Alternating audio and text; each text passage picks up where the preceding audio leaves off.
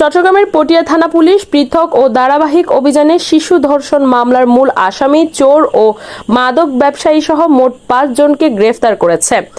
Police সূত্রে জানা যায়, গত ১৭ মার্চ পটিয়া পৌরসভার ৩ নং ওয়ার্ড এলাকায় ৭ বছর বয়সী এক শিশু ধর্ষণের ঘটনায় দায়েরকৃত মামলার মূল আসামি মোহাম্মদ সোলাইমানকে পটিয়া থানা পুলিশ অভিযান চালিয়ে ২৫ এপ্রিল সকাল ১০টা ৩০ ঘটিকায় ইন্দ্রপুল এলাকা থেকে গ্রেফতার করে। পরে তাকে আইনগত প্রক্রিয়া শেষে আদালতে সোপর্দ করা হয়েছে। অন্যদিকে পৃথক একটি অভিযানে গরু চুরি ও অন্যান্য চুরির মামলায় মোহাম্মদ সোহান ও আব্দুল আজিজকে গ্রেফতার করা হয়।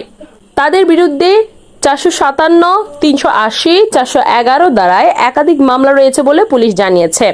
এছাড়া মাদক বিরোধী অভিযানে ২৫ পিস ইয়াবা ট্যাবলেট সহ ২ মাদক ব্যবসায়ীকে আটক করা হয়েছে। গ্রেফতারকৃতরা হলেন ফাহিম চৌধুরী, যিনি ৫ পিস ইয়াবা সহ, এবং তৌসিফ আলম, যিনি ২০ পিস ইয়াবা সহ আটক হন। তাদের বিরুদ্ধে মাদকদ্রব্য নিয়ন্ত্রণ আইনে পৃথক ২টি মামলা রুজু করা হয়েছে এবং তাদেরকেও আদালতে সোপর্দ করা হয়েছে। পটিয়া থানার ভারপ্রাপ্ত কর্মকর্তা ওসি জিয়াউল হক বলেন, আইন শৃঙ্খলা পরিস্থিতি স্বাভাবিক রাখতে এবং অপরাধ দমনে এই ধরনের অভিযান অব্যাহত থাকবে।